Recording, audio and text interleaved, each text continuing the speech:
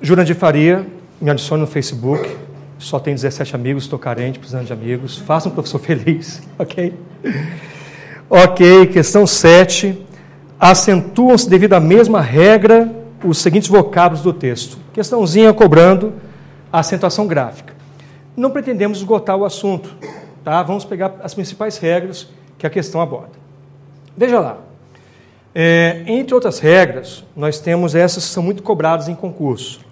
Oxítonas terminadas em a, e, o, em, ens, as, es, os. Então, sabemos que a oxítona é a palavra cuja tônica é a última sílaba, né? Então, aproveitando até para falar disso, nós temos oxítonas, como, por exemplo, sofá, café, cipó, né?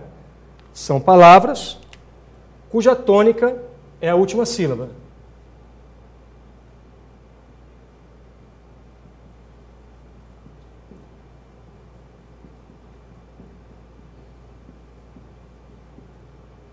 Né? Olha lá.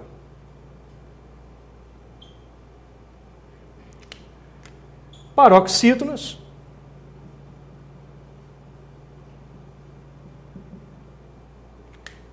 como por exemplo, táxi,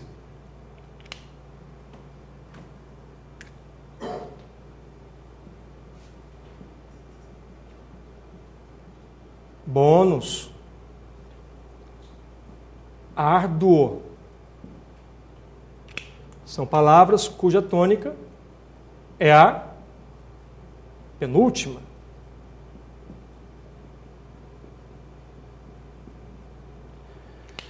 E proparoxítonas,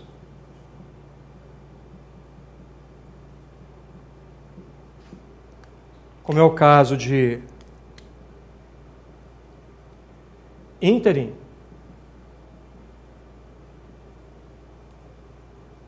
tônico, são palavras cuja tônica é a antepenúltima sílaba.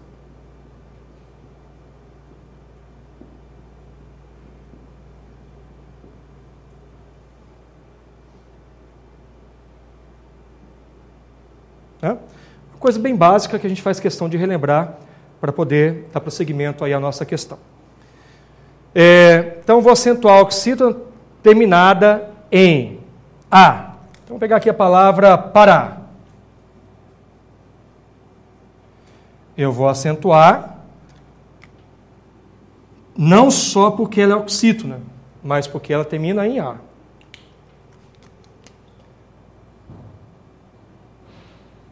Jacaré, vou acentuar porque terminou em e.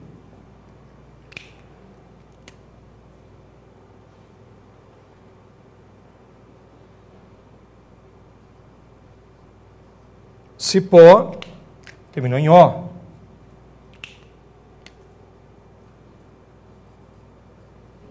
Mantém, vou acentuar porque terminou em a sílaba.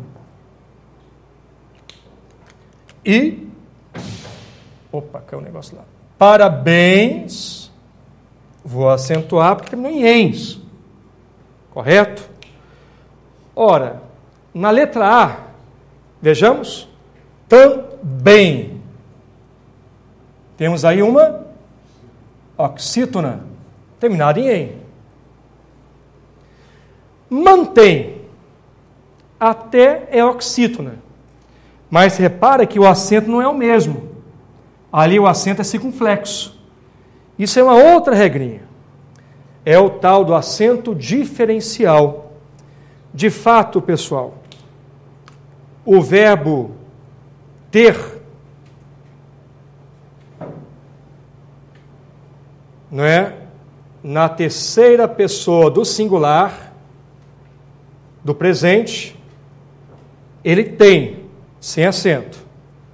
Mas, na terceira pessoa do plural, a grafia é a mesma, Mas se eu não colocar o sinal do plural, eu não saberia o que é plural. Então, um acento aqui se chama diferencial. Ele tem, eles têm. Mesma coisa para o verbo vir.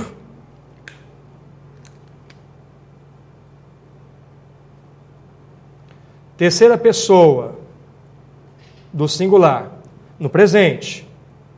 Ele vem. Terceira pessoa do plural, eles vêm. Repara que não há mudança prosódica. Não muda, não é eles vêm. Até porque se fosse eles vêm, é outro verbo. Que verbo seria? Verbo ver. Ele vê, eles vêm. Não, estou falando do verbo vir. Então, o que eu faço? Eu boto o acento diferencial. Pois bem, com o verbo manter, acontece absolutamente a mesma coisa. Terceira pessoa do singular. Ele mantém. Com acento agudo, por quê? Oxítona terminado em em. Quando eu vou para o plural, terceira pessoa, é eles mantém, não muda a pronúncia, eu coloco o circunflexo, vulgo chapéu, né? Bota o chapéuzinho, como dizia a tia na escola, né? Eles mantêm. Então, galera, mantém até é oxítona, mas a regra não é essa. Aqui eu tenho acento diferencial, né? Tudo certo? Experiências. Ó, separando a sílaba. Experiências. A tônica é esta aqui, em. Temos então uma paroxítona aqui, já que a tônica é a penúltima sílaba. Só que como acréscimo, vamos ver que ela termina assim, ó. Ia. Você vê que aí há, né? Ia, uma semivogal e uma vogal. Então aí eu tenho um caso da paroxítona terminada em ditongo, como é o caso de história, é o caso de róseo, né? O caso de árduo. São exemplos de paroxítonas. A tônica é a penúltima, terminada em quê? Ditongo. Não esquecer que o ditongo é a semivogal acompanhada de vogal e vice-versa. Vogal sem vogal. Uma dica que o senhor poderia dar é se a gente olhar na segunda, por diferenciar nem a hora terceira para ganhar tempo? Ou... Claro, claro. Essa segunda ali, no caso, já sairia. Exato. Essa segunda aqui. Porque já seria diferente. Exatamente. O que pesa as duas seriam possíveis. Né? Sim, exatamente. Tá? Nós estamos aproveitando e fazendo letra palavra por palavra para poder aproveitar a aula, né? Mas uma resolução de prova, viu a segunda diferente, passa batido, nem perde tempo com a terceira, né? Isso aí. Gente, indígenas, separando sílaba, indígenas, a tônica é a antepenúltima. Séculos, a tônica é a antepenúltima. Aqui já tem que continuar. A segunda está batendo. Específico é a antepenúltima. Todas elas são proparoxítonas, né? Por isso que parece que já é a nossa resposta. Ah, mas pode ter outra. Se tiver outra, vai ser anulada a questão, evidentemente. De fato, proparoxítonas, como século, como estético, né? São palavras cuja tônica é a antepenúltima. De fato, é a mais fácil das regras de acentuação, porque só tem uma regra. Qual é a regra? Todas são acentuadas, né? Então, se as oxítonas têm 5 regrinhas, se as paroxítonas, coloquei só uma aqui, ó, ditongo, mas tem mais uma penca, das quais não vou falar agora. São muitas. Se essas duas têm várias regrinhas, a proparoxítona só tem uma, já que todas elas são acentuadas. E, para encerrar e voltar já para a opção, nós temos monossílabo terminado em A, E, O. É só copiar essas 3 aqui, sem o em, ens, para você acentuar o monossílabo tônico, né? É o caso de lá, é o caso de gás, Porque não é só o A com S de plural, é o A seguido de S. Né? Então, gás. Eu já vi por aí gás com Z. E com acento ainda. Errou 2 vezes, né? Gás com Z e com acento. Já erro. Fé. 3. Terminado em S, seguido de S. Só. Pó. Né? E assim vai. Né? Aquele negócio onde fica o cinto da calça, né? Eu acho que é cós, com acento, né? Então, foram abordadas essas regras na questão e, de fato, nos concursos públicos, a mais cobrada na ordem, que está aqui, né, nessa hora que eu vou apresentar, paroxítona, né, oxítona e diferencial nem tanto. Essas duas, principalmente, são as mais cobradas. Nesse caso aqui, ele cobrou a própria oxítona como resposta. Gente, aproveitando as opções, acúmulo é uma proparoxítona. Importância é uma paroxítona terminada em ditongo. Olha o ditongozinho ali, importância.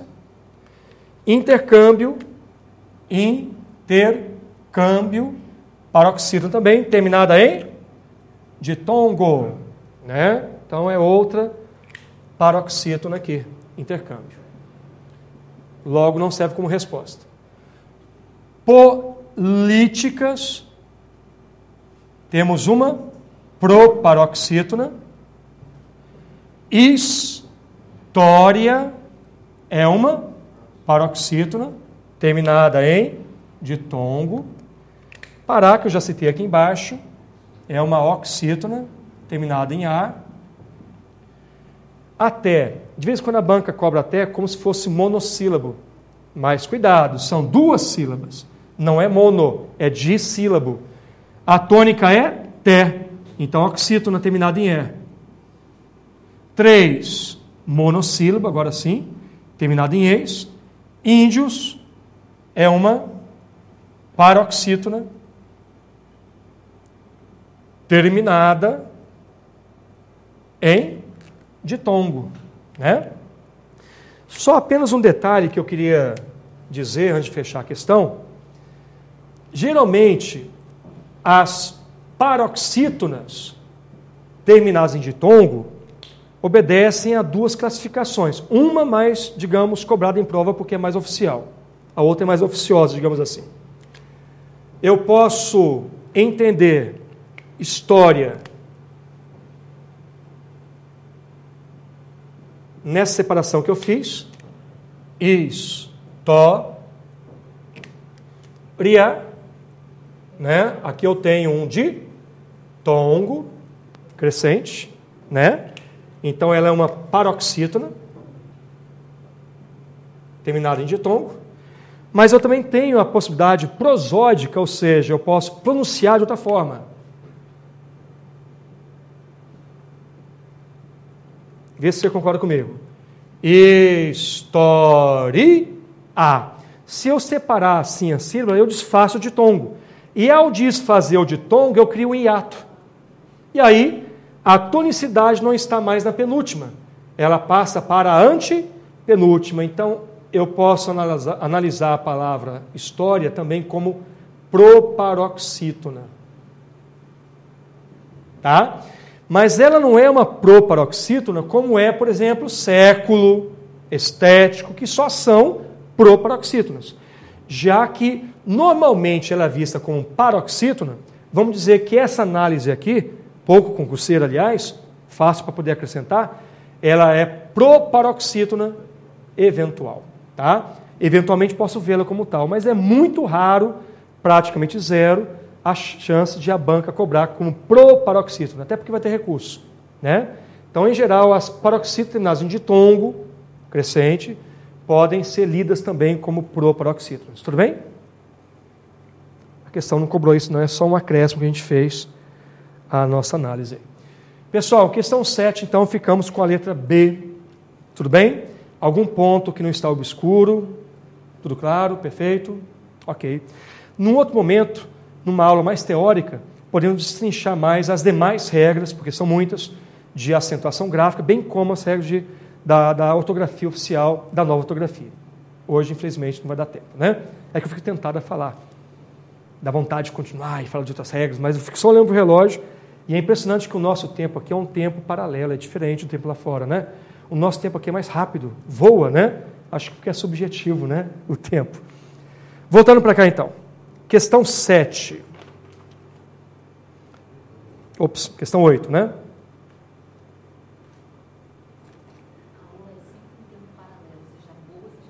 É, sem paralelo. Eu espero que a minha esteja sendo boa.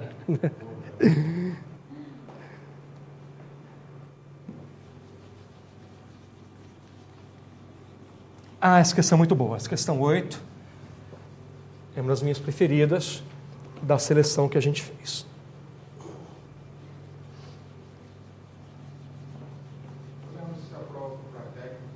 Foi para técnico.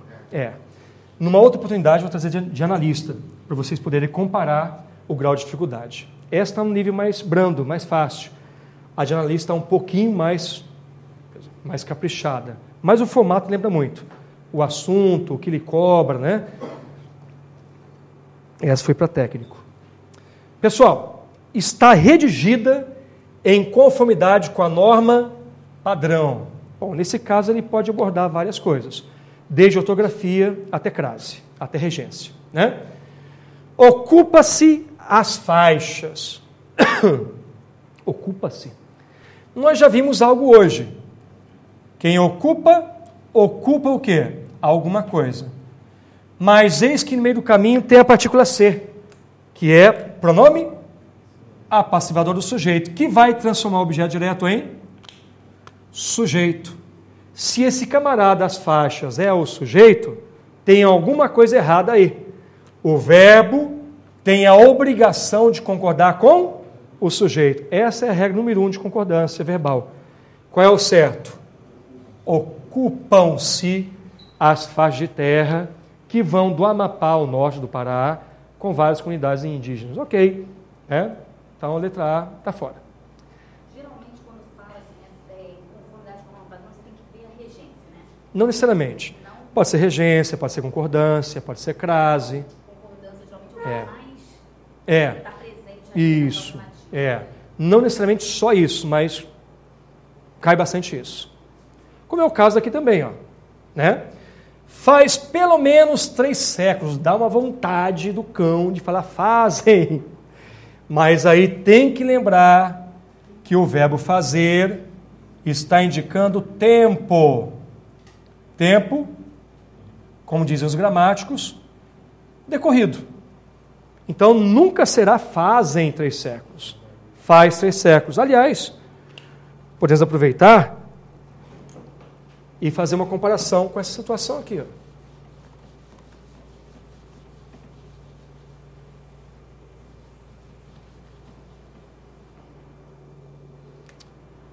Veja.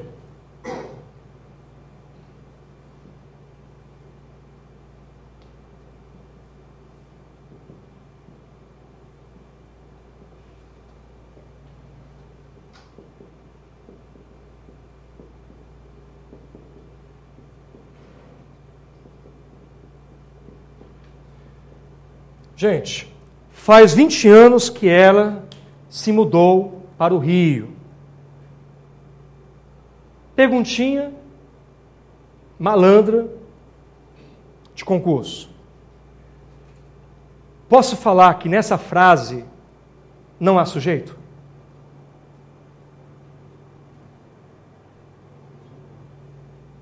Pelo menos um sujeito tem. Ela é o sujeito. Mas essa frase, ou esse período, não tem uma oração só. Ela tem 2 orações. Eu vou separar aqui no quê? Portanto, na segunda oração desse período, o sujeito é ela. Então, pode ser uma indução ao erro. Na frase tal, não há sujeito. Mentira, há um sujeito aqui, na segunda oração. Não há sujeito, de fato, na primeira oração. Aqui eu tenho oração sem sujeito, porque o verbo fazer indica para nós o tal do tempo decorrido. Ah, professor, não poderia ser fazem 20 anos? Olha, pode até soar, no meu ouvido dói, mas depende do que acha bonitinho. Fazem 20 anos, fazem 2 horas, fazem 4. Aliás, uma vez eu estava conversando com um aluno, aí ele me disse assim, professor, eu não quero mais estudar português assim presencialmente, de vez em quando quero ter uma aula online, virtual, né? Eu quero ficar em casa estudando por conta própria, afinal eu já estou legal, já sou fera em português. Ele era fera de fato, era muito bom em português. Tipo, se eu faltasse, ele podia me substituir, talvez desse uma aula melhor. Aí eu perguntei, quanto tempo você estuda português? Fazem 10 anos que eu estudo. Eu falei, rapaz, alguma coisa está errada aí, né? Fazem 10 anos. Aí eu disse, brincando, estuda mais 10, né? Então não é fazem 10 anos, é faz 10 anos, né? Ô língua danada essa nossa, ela nos prega peças o tempo todo, né? Gente, eu queria que você confrontasse com essa situação aqui, ó.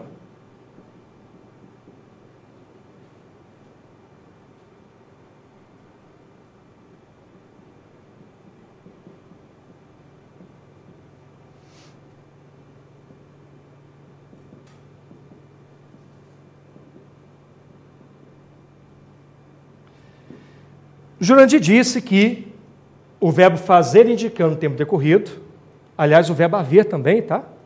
Que pode ser o verbo haver também, ó. Tá bem? Há 20 anos, faz. O verbo fazer indicando o tempo decorrido não tem sujeito. Mas esse é o caso da frase de baixo.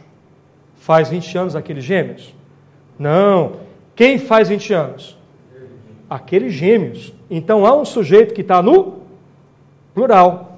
Então, o verbo tem a obrigação de concordar com o meu sujeito. O certo é fazem. Então, quando eu falei, está errado, fazem, por favor, tem que ver a situação do verbo. Ele tem que indicar tempo decorrido, tá? Nesse caso, então, qual é a ideia, Jurandir? Não é tempo? Na verdade, não é tempo, não. Nesse caso, os gêmeos completam uma idade. Fazer quer dizer completar, fazer aniversário, completam 20 anos. Então, não decorar simplesmente as estruturas. Tem que ver sempre uma coisa chamada, galera, contexto. Sempre, ok? Sempre ver o contexto, né? Então, fazem 20 anos aqueles gêmeos. Estou falando isso porque, de vez em quando, aparece em concurso, o cara confronta uma coisa com a outra e induz ao erro, né? Pior o cara que fala assim, ó, porque, olha só, são 9 horas. Digamos que faz 2 horas que estamos aqui. Tá certo? Não é fazem 2 horas, é faz 2 horas. Pior quando o cara fala, já ouvi, fazem 1 hora que eu estou aqui. Não entendo o que o cara quer dizer, né? Fazem 1 hora. Errou 2 vezes, pelo menos. Botou no plural uma coisa que não poderia ir para plural. E não tem por que botar no plural, porque um é singular. Ainda que ele errasse, né? Errou até a lógica. Então, pessoal, o verbo fazer indicando tempo decorrido, é de oração sem sujeito, o que implica dizer que o verbo, que é um verbo impessoal, deve ficar sempre, via de regra, na terceira pessoa do singular. Isso vale para os chamados verbos impessoais. Só falei do verbo fazer, mas é também um verbo haver, os verbos da natureza, entre outras situações. Só uma exceção a essa regra, o verbo ser, indicando o tempo. Eu, a rigor, devo dizer, é 9 horas? Não, são 9 horas. É o verbo impessoal, o verbo ser, só que excepcionalmente ele concorda com o número. Aí é outra história. Então, via de regra, quando o verbo é impessoal, ele tem que ficar na terceira pessoa do singular, exceto o verbo ser, indicando o tempo, hora ou dia do mês. Tudo bem? Aí ele concorda com o número posterior. Um outro ponto que veremos depois numa aula futura. Gente, parece então que a resposta é a B, né? Mas vamos matar as outras. São comuns livros didáticos que, ao tratarem da condição dos índios do Brasil, contribuem. Cadê o erro? Isso. O verbo contribuir tem a obrigação de concordar com livros didáticos, que é o sujeito.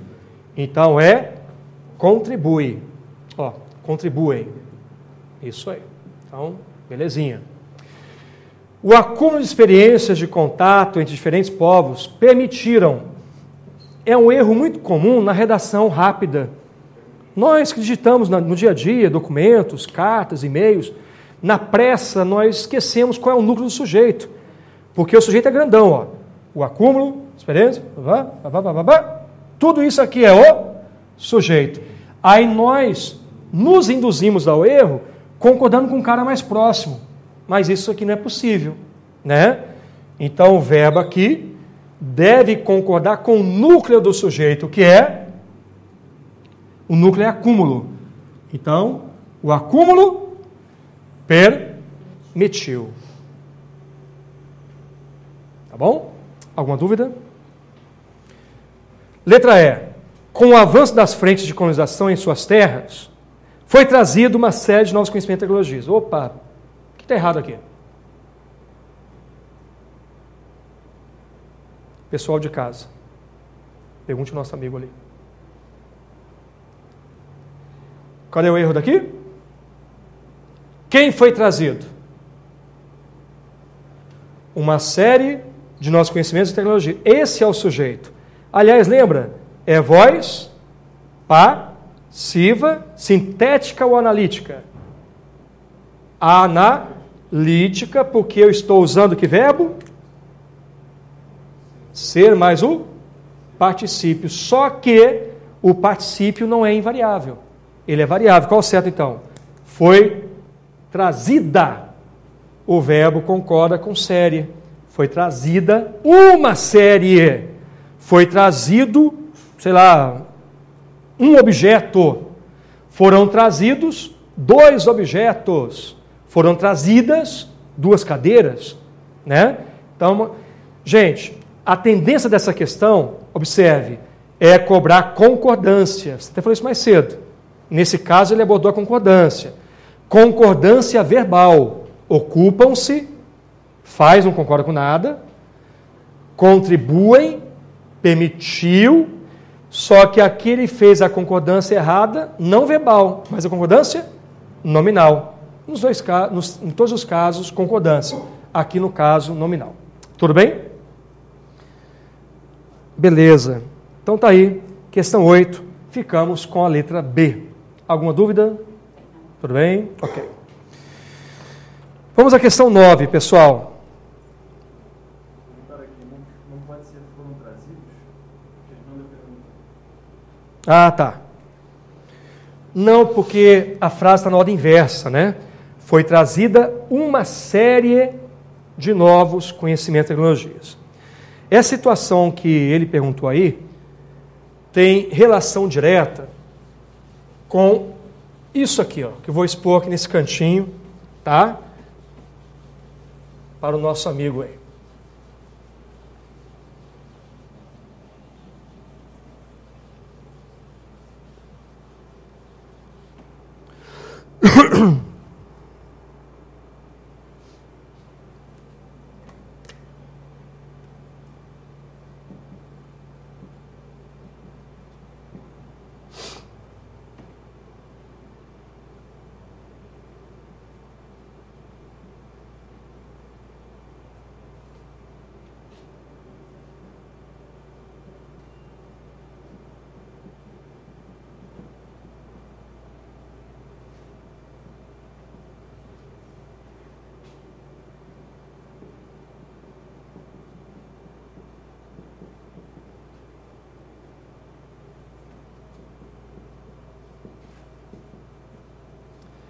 Observe, a maioria dos livros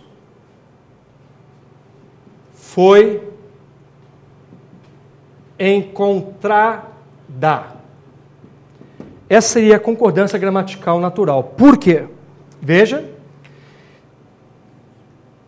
Então, o nosso aluno em casa perguntou se aqui não podia ser foram trazidos. É isso? Né? Foi trazida, por que não foram trazidos? É o seguinte, foi encontrada. Quem foi encontrar, gente?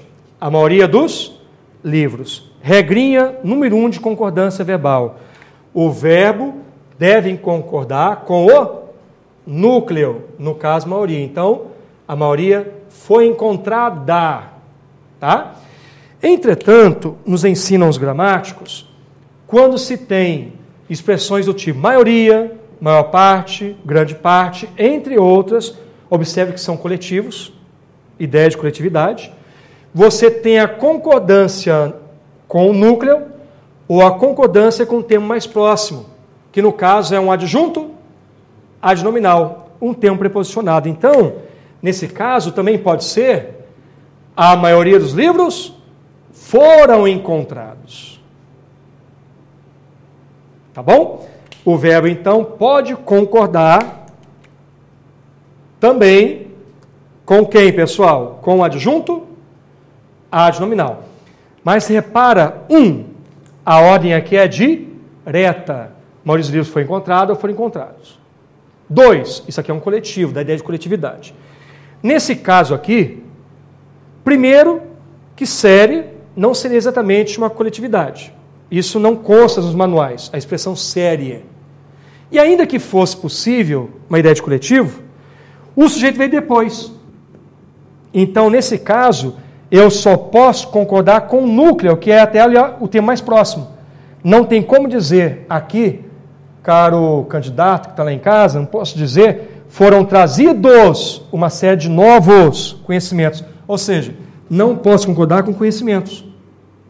Se fosse a maioria dos conhecimentos, aí sim, a maioria dos conhecimentos foi trazida, ou a maioria dos conhecimentos foram trazidos, aí poderia, né, ser numa ordem direta. E também com a expressão que eu coloquei, semelhante a essas aqui. Sendo série, recomendo não fazer, e ainda assim, além disso, a gente tem a posição do sujeito depois, pós-posto. Aí não é possível fazer a concordância gramatical com o núcleo, ok? Espero ter atendido aí a dúvida do nosso amigo.